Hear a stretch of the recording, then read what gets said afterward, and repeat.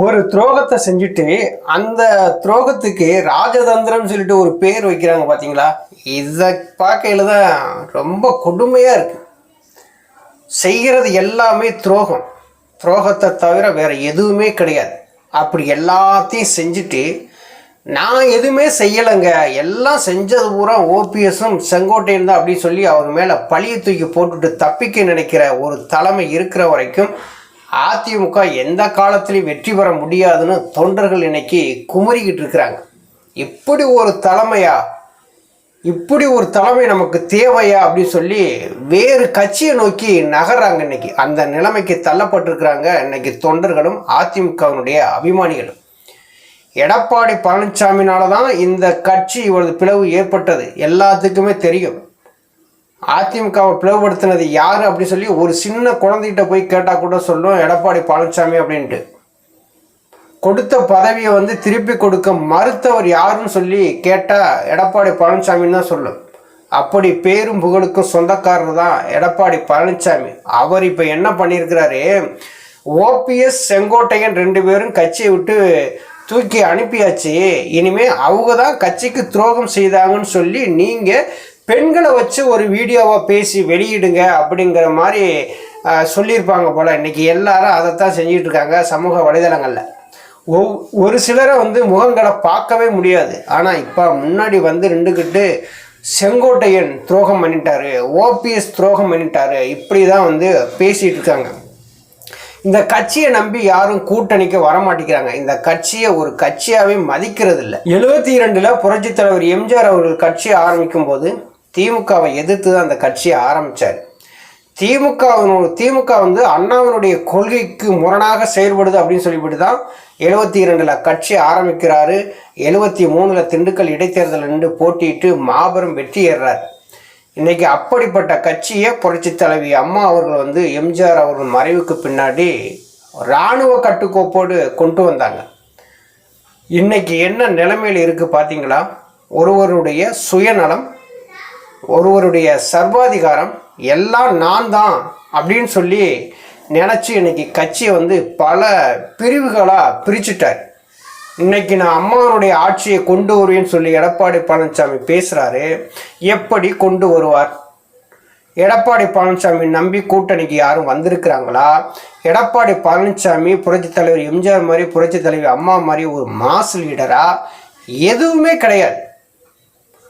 தொண்டர்களை தெருவில் நிப்பாட்டி அழகு பார்த்த மகான் தான் எடப்பாடி பழனிசாமி.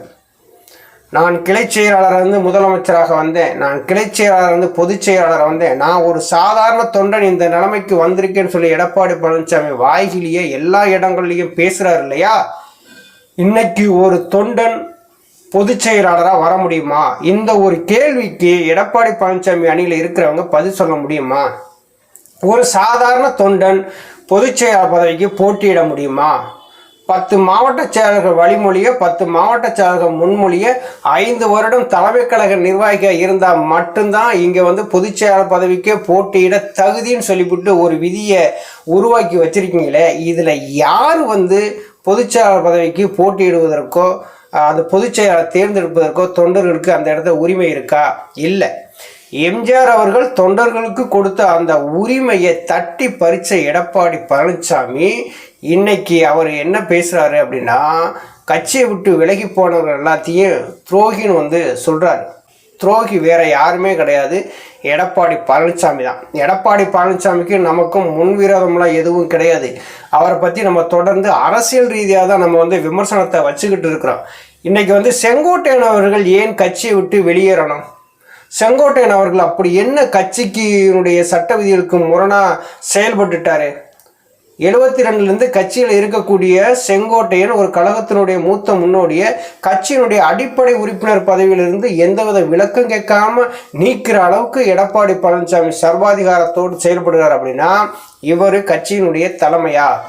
ஐயா ஓபிஎஸ் அவர்கள் தொடர்ந்து வலியுறுத்திட்டே வர்றாங்க, அதிமுக ஒருங்கிணைந்தாதான் அம்மாவனுடைய ஆட்சியை கொண்டு வர முடியும், திமுகவை வீழ்த்த முடியும், ஒருங்கிணைப்புக்கு எந்த விதமான நிபந்தனையும் இல்லை அப்படின்னு சொல்லி பத்திரிகை மூலமாகவும் செய்தியாளர்கள் மூலியமாகவும் ஐயா அவர்கள் சொல்லிக்கிட்டே வர்றாங்க. ஆனால் எடப்பாடி பழனிசாமி எதையும் கேட்கறது மாதிரியே கிடையாது. நம்ம தான் பொதுச் செயலாளர், நம்ம மீறி யாரும் செயல்பட மாட்டாங்க அப்படின்னு சொல்லி எடப்பாடி பழனிசாமி நினச்சிக்கிட்டு இருக்கிறாரு. எடப்பாடி பழனிசாமி நினப்பு பொழப்ப கெடுத்துரும் இந்த 2026 சட்டசபை தேர்தலில். பிஜேபியோட கூட்டணி வச்சா மட்டும் இந்த சட்டசபை தேர்தலை சந்தித்து நம்ம வந்து வெற்றி பெற முடியும் சொல்லி எடப்பாடி பழனிசாமி கனவு கண்டார் அப்படின்னா அது ஒரு காணல் நீர் தான். ஏன்னா நல்லா வெயில் அடிக்கும் போது ரோட்டில் பார்த்தீங்கன்னா தண்ணி நிற்கிற மாதிரியே தெரியும், இடத்துல போக போக அது போய்கிட்டே இருக்கும். அதே மாதிரி கதை தான் இன்னைக்கு எடப்பாடி பழனிசாமி கதையை. இப்போ செங்கோட்டையன் அவர்களுமே ஒற்றுமையை வலியுறுத்தி தான் பேசுகிறாங்க. அதிமுக ஒருங்கிணையம் ஐயா ஓபிஎஸ் அவர்கள் என்ன குரல் எழுப்புனாங்களோ அதே குரலை தான் செங்கோட்டையன் அவர்களுமே வந்து எழுப்புனாங்க. இன்னைக்கு என்ன ஆச்சு? இன்னைக்கு செங்கோட்டையன் அவர்களை கட்சியை விட்டு நீக்கினீங்க, இன்னைக்கு தாவேக்காவில் போய் இணைஞ்சிட்டார். எடப்பாடி பழனிசாமி மேலே நம்பிக்கையே கிடையாது. இன்றைக்கி செங்கோட்டையன் அவர்கள் வெளியில் போன உடனே எடப்பாடி பழனிசாமி தரப்பில் இருக்கிறவங்க பூரா என்ன பண்ணுறாங்க அப்படின்னா பெண்களை வைத்து ஒரு வீடியோவாக வெளியிட்டு அவர்களின் நேமை வந்து எப்படியா செங்கோட்டையன் அவர்களுடைய பேரை வந்து கெடுக்கணுங்கிறதுக்காக அவங்க வந்து பேசி வந்து சமூக வலைதளங்களில் வீடியோவாக வெளியிடுறாங்க. ஒரு சிலர் முகங்காட்டி பேசுகிறாங்க. அவங்க சொல்கிறது என்ன அப்படின்னா 50 ஆண்டு காலம் சாதனை படத்தே அப்படின்னு சொல்லி சொல்கிறாரு. அவர் சாதனையில் பூரா மண்ணலி போட்டு வரன்னு பார்த்தா இப்போ நெருப்பள்ளியே கொட்டிட்டாரு செங்கோட்டையன். அவர் வந்து ஒரு கவுண்டனுக்கு கவுண்டர் 2 பேரும் உட்காந்து பேசி ஒரு முடிவு பண்ண மாட்டேன்ட்டு இந்த மாதிரி ஒரு முடிவெடுத்து தாவேக்காவில் போய் இணைஞ்சிட்டாரே அப்படின்னு சொல்லி பேசுகிறாங்க. இங்கே வந்து ஜாதி முக்கியம் கிடையவே கிடையாது. இங்கே வந்து அரசியல் தான். எடப்பாடி பழனிசாமி கவுண்டராக இருந்தாலும் செங்கோட்டையன் கவுண்டராக இருந்தாலும் 2 பேரும் உட்காந்து பேசுனா தீர்வு கிடச்சிருமா? எடப்பாடி பழனிசாமி உட்காந்து பேசுகிற இடத்துக்கே வரலையே. இப்போ 6 பேர் கொண்ட குழு தானே எடப்பாடி பழனிசாமி போய் சந்தித்து பேசுகிறாங்க. செங்கோட்டையன் இருக்கிறாரு, சிவி சண்முகம் இருக்கிறாரு, தங்கமணி இருக்காரு, வேலுமணி இருக்கிறாரு, கேபி அன்பழகன், முனுசாமி, இப்படி எல்லாரும் போய் தானே வந்து பேசுகிறாங்க எடப்பாடி பழனிசாமி கிட்ட. 2024 பாராளுமன்ற தேர்தல் முடிஞ்ச உடனே இந்த சந்திப்பு நடக்குது. ஆனால் வந்து ஒற்றுமை வலியுறுத்தி நம்ம வந்து பேசுகிறாங்க. ஆனால் இனிமேல் வந்து ஒற்றுமை வலியுறுத்தி பேசாதீங்க அப்படின்னு சொல்லி எடப்பாடி பழனிசாமி பேசுகிறாரு. அப்படின்னா கட்சியை நம்ம வந்து அபகரித்து நம்ம கைக்குள்ளே நம்ம பொதுச் செயலாளர் வந்துட்டோம், இனிமேல் யார் சொல்லையும் கேட்கக்கூடாது அப்படிங்கிற இடத்துல அவர் இருக்கார். அறிவுரைகள் கேட்க வேண்டிய இடத்துல, ஆலோசனைகள் நடத்த வேண்டிய இடத்துல எடப்பாடி பழனிசாமி இல்லை. எல்லாம் நம்ம முடிவு எடுத்துட்டோம்னா எல்லாரும் வந்து கேட்பாங்க அப்படிங்கிற மாதிரியான ஒரு சூழல் தான் உருவாயிருக்கு. இப்போ எடப்பாடி பழனிசாமியை நம்பி பிஜேபி போகிறாங்களே, அந்த பிஜேபிக்கான ஒரு அரசியல் தமிழகத்தில் இருக்கும்னு நினைக்கிறீங்களா? கண்டிப்பாக இருக்காது. இப்போ இன்றைக்கி தமிழக வெற்றி கழகம்ங்கிற ஒரு கட்சி வந்து புதுசாக உருவாகி இன்றைக்கி மக்களை சந்தித்து அவங்க ரசிகர்கள் கூட்டத்தோடு இன்றைக்கி வந்து விஜய் அவருக்கு வந்து நான் தான் அடுத்த முதலமைச்சர் அப்படின்னு சொல்லி 2026 தேர்தலை கொண்டு போய்கிட்டே இருக்கார். இன்னொரு பக்கம் ஐயா ஓபிஎஸ் அவர்கள் தமிழ்நாடு முழுவதுமே கட்டமைப்புகளை போட்டு வலுப்படுத்தி இன்னைக்கு வந்து அவங்க 2026 தேர்தலை சந்திக்கிறதுக்கு தயாராகிட்டாங்க. குழு கழகமாக மாறப்போகுது. அவங்க யாரோட கூட்டணி வைக்கிறாங்களோ அந்த கூட்டணியை வெற்றி பெற போகுது. இப்போ எடப்பாடி பழனிசாமி மட்டும் இருந்து என்ன பண்ண? இப்போ எடப்பாடி பழனிசாமி முதலமைச்சர் ஆக்குறதுக்காக இங்கே யாராவது பாடுபடுவாங்களா? அவர் கட்சிக்கு செய்த துரோகங்கள் பூரா கண்ணு முள்ள வந்து நிற்குமா நிற்காதா? இப்போ ஐயா ஓபிஎஸ் அவர்களாக இருக்கட்டும், டிடிவி தினகரன் அவர்களாக இருக்கட்டும், 2 பேருமே போய் இதே என்டிஏ கூட்டணியில் போய் இருந்தாலுமே எடப்பாடி பழனிசாமி செய்த துரோகங்கள் கண் முன்னே வந்துக்கிட்டே போகும். அப்போ எடப்பாடி பழனிசாமியை வந்து முதலமைச்சர் ஆக்கிறதுக்கு இவங்க 2 பேருமே வந்து தோளில் சுமந்துக்கிட்டு போக மாட்டாங்க. இன்னைக்கு கட்சியில் ஏற்பட்ட மிகப்பெரிய குழப்பங்களுக்கு மிக முக்கியமான காரணம் எடப்பாடி பழனிசாமி தான். இன்னைக்கு எடப்பாடி பழனிசாமி பின்னாடி இருக்கக்கூடியவங்களே என்ன பேசுகிறாங்க, எந்த முடிவுமே அவர் வந்து சரியாக எடுக்க மாட்டேங்கிறாங்க. எந்த முடிவுமே வந்து சரியாக எடுக்க மாட்டேங்கிறாங்க. அவருடைய அணுகுமுறையே வந்து தவறாக இருக்குது. நம்ம எவ்வளவுதான் எடுத்து சொன்னாலும் அவர் வந்து கேட்க மாட்டேங்கிறாரு அப்படின்னு சொல்லிவிட்டு அங்கே இருக்கக்கூடியவங்களாம் மனக்குமுறலில் இருக்கிறாங்க. இப்போ அதிமுகவில் சீட்டு கேட்டு வாங்குறதுக்கே ஆள் இல்லை. அது தெரியுமா? முதல்ல என்ன, நம்ம ஒரு சீட்டு கேட்டு வாங்கி பல கோடி ரூபாய் செலவு பண்ணி ஒரு தொகுதியில் போய் நிற்கிறோம். நின்றா நம்ம வெற்றி பெறுவோங்கிற ஒரு தைரியம் இருந்தால் மட்டும்தான் சீட்டு கேட்டு வாங்குவாங்க. இன்றைக்கி யாருமே வந்து எனக்கு இந்த தொகுதியில் எனக்கு சீட்டு வேணும்னு சொல்லி கேட்டு போகிறதில்ல. புரட்சி தலைவி அம்மா அவர்கள் காலத்தில் அப்படியா? அம்மா அவர்கள் இருக்கிறாங்க நம்ம எந்த தொகுதியில் நின்றாலும் வெற்றி பெற்றுவோம், நம்ம வந்து தேர்தலில் போட்டியாடுன்னு சொல்லிவிட்டு போட்டிட்டு முண்டியடிச்சு போய் வேட்பு மனுக்களை வாங்குவாங்க. அவங்க புரட்சி தலைவி அம்மா அவர்கள் வந்து நேர்காணல் பண்ணுவாங்க, தகுதியானவங்களுக்கு சீட்டுகள் கொடுப்பாங்க, வெற்றி பெற வைப்பாங்க. வெற்றி பெற வைக்கக்கூடிய இடத்துல எடப்பாடி பழனிசாமி இருக்காரானா கண்டிப்பாக கிடையாது. எடப்பாடி பழனிசாமி ஒன்றும் மாஸ் லீடர் வந்து கிடையாது.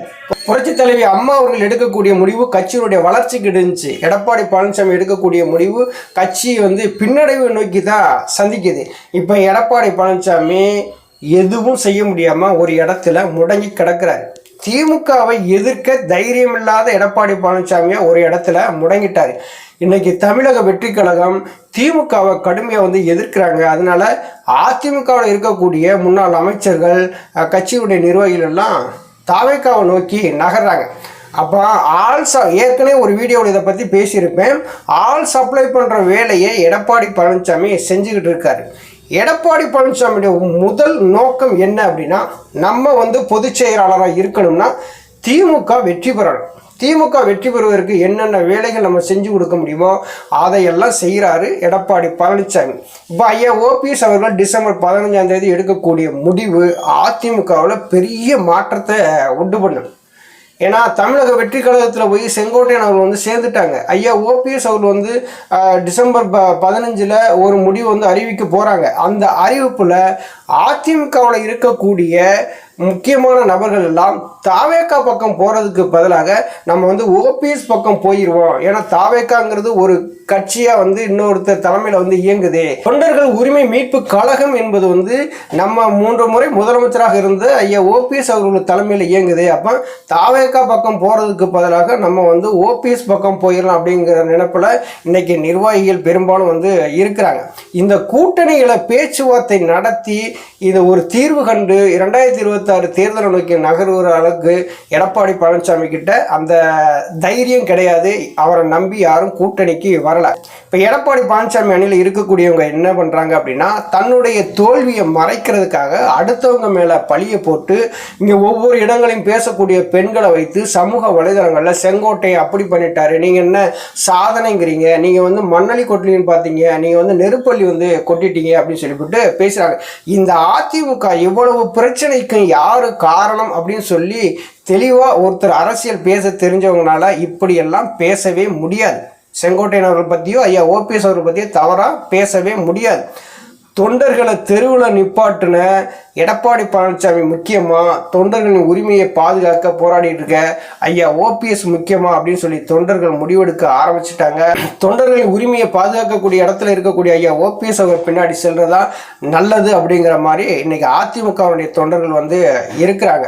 இப்போ செங்கோட்டையன் அவர்கள் ஒரு பக்கம் வந்து தாவேக்கா, இன்னொரு பக்கம் வந்து ஐயா ஓபிஎஸ். இந்த இரண்டுக்கு நடுவில் எடப்பாடி பழனிசாமி அந்த எலி பொறியில் மாட்டிக்கிட்ட எலி மாதிரி முழிச்சுக்கிட்டு இருக்கிறாரு. திறந்து விடுறதுக்கு வாய்ப்பே இல்லை. அப்படி திறந்து விட்டால் சாக்குக்குள்ளே விட்டு அடிச்சிருவாங்க. அதாவது எப்படின்னா அரசியல்ல இருந்தே அப்புறப்படுத்திடுவாங்க எடப்பாடி பழனிசாமி அப்படிங்கிற ஒரு நிலைமை தான் இன்னைக்கு ஏற்பட்டிருக்கு. நன்றி, வணக்கம்.